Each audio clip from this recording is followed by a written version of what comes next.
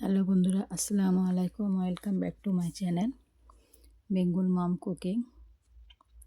আজকে আবারও চলে এসেছি নতুন একটি রেসিপি নিয়ে। আজকে রেসিপিটা চিলি সোয়াবিন। সোয়াবিন তো আপনারা অনেকভাবে খেয়েছেন, এবার একবার খেয়ে দেখেন এভাবে কত সুন্দর লাগে, টেস্ট কত সুন্দর, একদম চিকেন পুরো ফেল হয়ে যাবে। আপনারা খেয়ে দেখুন এইভাবে সোয়াবিন বানিয়ে। আমি প্রথমে একটি ডেকচি নিয়ে গ্যাসে উপরে অল্প পানি দিয়ে বসিয়ে দিয়েছি, কেননা এটা সয়াবিনটা একটু গরম পানি দিয়ে ধুয়ে নিতে হবে। আমি 100 গ্রাম সয়াবিন নিয়েছি, এটা আমি ভালো করে ফুটিয়ে নেব।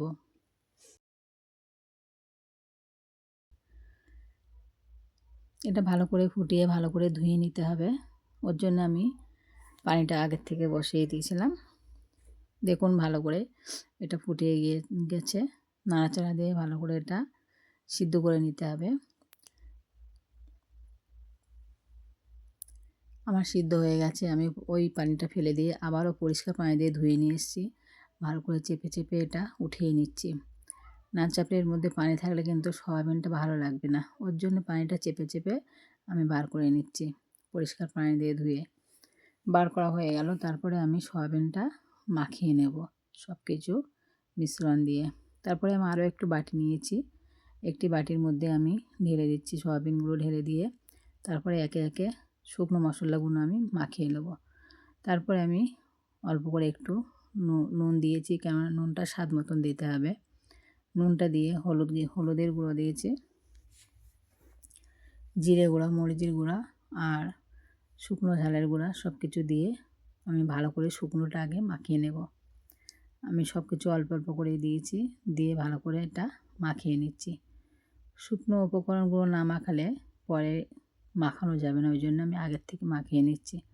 তারপরে আমি একটি ডিম দিয়ে দেব। আপনারা স্বাদটা বাড়ানোর জন্য আরও যদি 2টো ডিম দেন কোনো অসুবিধে নেই। আমি একটি ডিম দিয়েই করছি, যেহেতু 100 সয়াবিন বেশি ডিমের দরকার পড়বে না, ওই জন্য আমি একটাই ডিম দিয়ে দিচ্ছি। মাখানোর পরে তারপর আমি আবারও ডিমটা দেওয়ার পরে তারপরে আমি ভালো করে আবারও মাখিয়ে নিয়েছি। মাখানোর পরে আমি অল্প একটু আদা রসুন বাটা দিয়ে দেব। আদা রসুন বাটাটা আমি আগে দিইনি, আমি এখন দিচ্ছি আদা রসুন বাটাটা। আদা রসুন বাটাটা দিয়ে আমি অল্প করে একটু বেসন দিয়েছি। বেসন দিচ্ছি কেন, এর কারণটা হচ্ছে ডিমটা দিয়েছি একটু লাল লাল ভাব আছে, ওই জন্য আমি বেসনটা দিয়ে এটা ভালো করে আর একটু মাখিয়ে নিচ্ছি। যে ডিমটা আছে চারিদিকে আর ছড়িয়ে পড়বে না, সবের তার মধ্যে সয়াবিনের মধ্যেই সব লেগে যাবে, ওই জন্য আমি ডিমটাও দিয়ে বেসনটা অল্প করে দিয়েছি। তারপরে আবারও চলে এসেছি। ওটা কিন্তু মাখিয়ে 10 মিনিটের জন্য রেখে দিতে হবে রেস্টে।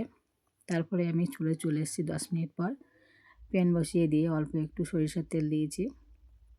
তেলটা গরম হয়ে গেলেই সয়াবিনটা ভেজে নিতে হবে। ভালো করে হালকা হালকা করে উল্টে পাল্টে ভেজে নিতে হবে। একটু লাল লাল করে ভাজতে হবে, একেবারে কড়া করার দরকার নেই। একটু লাল লাল হয়ে গিয়ে কালার একটু চেঞ্জ হয়ে আসলেই উঠিয়ে নেব আমি। দেখুন নাড়াচাড়া দিয়ে ভালো করে আমি ভেজে নিচ্ছি। আপনারা চাইলে ডুবো তেলেও ভাজতে পারেন। যেহেতু আমি অল্প উপকরণের রান্না আর অল্প করে সিম্পলভাবে রান্না করছি, ওই জন্য আমি অল্প তেলেই কাজটা মিটিয়ে নিচ্ছি। কেননা বেশি তেল দেওয়ার দরকার নেই, অল্প তেলেও এটা হয়ে যাবে। আর আপনাদের ইচ্ছা, আপনারা যদি মনে করেন না আমরা বেশি তেল দিয়ে ভাজবো তা ভাজতে পারেন। আমি অল্প তেলে এটা ভেজে নিয়েছি। তারপরে আমি লাল লাল করে উঠিয়ে নিয়েছি। তারপরে আমি আবারও অল্প তেল দিয়ে এটা ফোড়ন দেব। গোটা জিরে দিয়ে আমি ভালো করে ফোড়নে দিয়েছি। ভালো করে জিরেটা একটু লাল লাল হয়ে আসলেই আমি কিন্তু কটা উপকরণ কেটে রেখেছিলাম, সেগুলো আমার দেখানো হয়নি। ক্যাপসিকাম, পেঁয়াজ, টমেটো এগুলো আমি কেটে নিয়েছি, বেশ চৌকো করে ছোট ছোট করে কেটে নিয়েছি। দেখতেই পাচ্ছেন এটা কীরকম ধরনের কেটেছি। এরকম করে কাটলে কি ভালো লাগে দেখতে, যেহেতু চিলি সয়াবিন বানাচ্ছি ওই জন্য আমি এভাবেই কেটে নিচ্ছি। পেঁয়াজ আর কাঁচা ঝাল দুটো দিয়েছি, দিয়ে ভালো করে এটা একটু নরম হয়ে আসলেই আমি ক্যাপসিকাম দিয়ে দেব।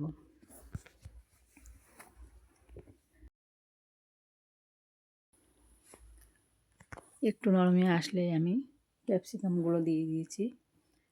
আমি একটি ক্যাপসিকাম আর দুটো বড় বড় সাইজের পেঁয়াজ আমি কেটে রেখেছিলাম, সেটা আমার দেখানো হয়নি আগে, তার জন্য এখন আমি এটা দেখিয়ে দিই। দেখুন, এটা আমি পেঁয়াজ আর ক্যাপসিকামটা দিয়ে ভালো করে নাড়াচাড়া দিয়ে, এটা টমেটো কেটে রেখেছিলাম, টমেটোগুলো আমি পরে দেব।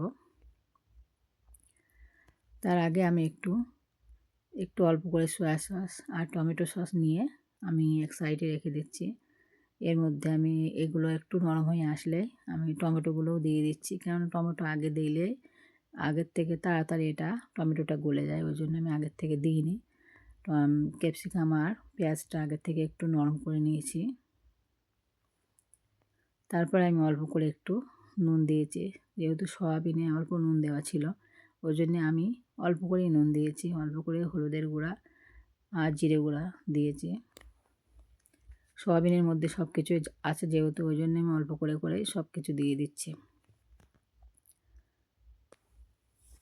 আমি কিন্তু সয়াবিনের মধ্যে শুকনো ঝালের গুঁড়ো দিয়েছিলাম, আর এবার আমি দিয়েছি অল্প করে কাশ্মীরি ঝাল। কাশ্মীরি ঝালের গুঁড়োটা দিয়েছি কালারের জন্য একটু। দেওয়ার পরে সব কিছু অল্প অল্প করে দেওয়ার পরে পুরোপুরি এটা নরম হয়ে গেছে। বেশি সিদ্ধ করার দরকার নেই, বেশি সিদ্ধ করলে কিন্তু এটা ভালো লাগবে না অতটা। একটু এমনি সিদ্ধ হয়ে গেছে, আমি আস্তে আস্তে রেখে দিয়েছি। টমেটো সস আর সোয়া সস একটি বাটিতে ঢেলে রেখেছিলাম, সেটা আমি ভালো করে নাড়াচাড়া দিয়ে মিক্স করে আমি এটা অল্প একটু পানি দিয়ে এটা ঢেলে দেবো। আমি এর মধ্যে ঢেলে দিলাম। দেখুন, আরও একটু নাড়াচাড়া দিয়ে আমি অল্প করে কর্নফ্লাওয়ার 2 চামচ কর্নফ্লাওয়ার নিয়ে গুলে দিয়ে দেব। দেখুন, দেখতেই পাচ্ছেন কত সুন্দর এটা সিদ্ধ হয়ে এসেছে। বেশি সিদ্ধ করার দরকার নেই, কেননা সয়াবিনটাও নরম হয়ে আছে, যেহেতু ভাজাও আছে লাল লাল করে, অসুবিধে নেই। ওই জন্য সয়াবিনটা আগের থেকে দেওয়ার দরকার নেই, একটু পরে দিলে হবে। আমি এর মধ্যে যে টমেটো সস সয়া সস গুলেছিলাম, ওর মধ্যে যে একটু পানি দিয়ে ধুয়ে দিয়েছি ওটা। তারপরে ওর মধ্যে আমি আরও একটু পানি নিয়ে নেব। পানি নিয়ে অল্প করে 2 চামচ মতো কর্নফ্লাওয়ার দিয়ে দেব। 2 চামচ কর্নফ্লাওয়ার দিয়ে ভালো করে এটা গুলে নেব। গুলে আমি আবারও এর মধ্যে ঢেলে দেব। দেখুন, ভালো করে এটা গুলে নিয়েছি। গুলে নিয়ে এর মধ্যে দিয়ে দেব এটা। কর্নফ্লাওয়ারটা দিলে কিন্তু ঝোলটা হেবি সুন্দর গ্রেভি হয়ে আসে এটা, আর দেখতে সুন্দর লাগে, খেতেও কিন্তু দারুণ সুন্দর লাগে। কর্নফ্লাওয়ার দেওয়ার পরে এটা ফুটে উঠেছে ভালোভাবে। তারপরে আমি সয়াবিনটা ঢেলে দিচ্ছি। সয়াবিনটা নাড়াচাড়া দিয়ে ভালো করে এটা মিশিয়ে নিতে হবে। আপনারা সত্যি এটা বাড়িতে বানিয়ে দেখবেন, এত সুন্দর টেস্ট লেগেছে খেতে, বললে বিশ্বাস করবেন না, এত সুন্দর টেস্ট। আপনারা অবশ্যই বাড়িতে বানিয়ে, খুব সহজেই তো বানানো হয়ে গেছে। 10 মিনিটের মধ্যে এটা পুরোপুরি রেডি হয়ে যাবে। বাড়িতে বানিয়ে দেখবেন, হেবি সুন্দর টেস্ট লাগে খেতে। সয়াবিন অনেকেই খেতে চায় না, কিন্তু কিন্তু এভাবে বানালে কিন্তু সবাই চেটেপুটে খাবে। এখন লাস্ট পর্যায়ে আমি অল্প করে চিনিও দিয়ে দিয়েছি। চিনিটা দিয়েছি এর কারণ হচ্ছে টেস্টটা ব্যালেন্স করার জন্য চিনিটা দিলাম।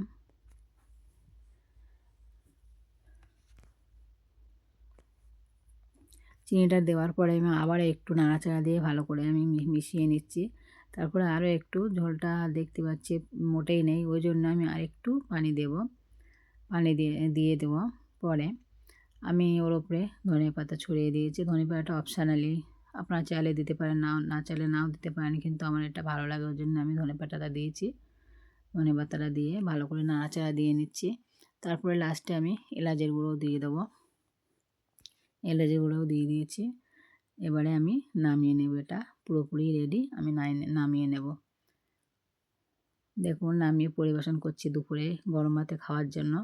এবং পরেটা দুপুরে গরম ভাত এবং রাতে ডিনার, সকালে ব্রেকফাস্ট, রুটি এবং পরোটা সবার সঙ্গে খেলেও কিন্তু দারুণ সুন্দর লাগবে। দেখতে তো মাশাআল্লাহ খুব সুন্দর লাগছে, খেতে কিন্তু দারুণ টেস্ট। আপনারা অবশ্যই বাড়িতে বানাবেন। আর আমার ভিডিওটা যদি ভালো লেগে থাকে আপনারা লাইক, কমেন্ট, শেয়ার, সাবস্ক্রাইব অবশ্যই করবেন। আপনারা যেখান থেকে দেখছেন না কেন ভিডিওটি আমার কমেন্ট করে জানাবেন আপনাদের কেমন লেগেছে আমার ভিডিওটি। আমি উপর থেকে একটু ধনেপাতা ছড়িয়ে দিয়েছি ডেকোরেশনের জন্য। আমি আগেও বলেছি ধনেপাতাটা কিন্তু অপশনালি, আপনারা চাইলে দিতে পারেন, না চাইলে না দিতেও পারেন, কোনো ব্যাপার নেই। আমার এটা ভালো লাগলো বলে আমি দিয়েছি। আমার ভিডিওটি এই পর্যন্তই থাকলো। আমি আবারও ফিরে আসব নেক্সট ভিডিওতে। আপনারা ভালো থাকবেন, সুস্থ থাকবেন।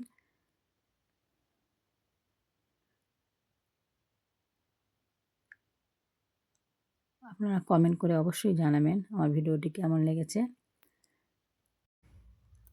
আল্লাহ হাফেজ।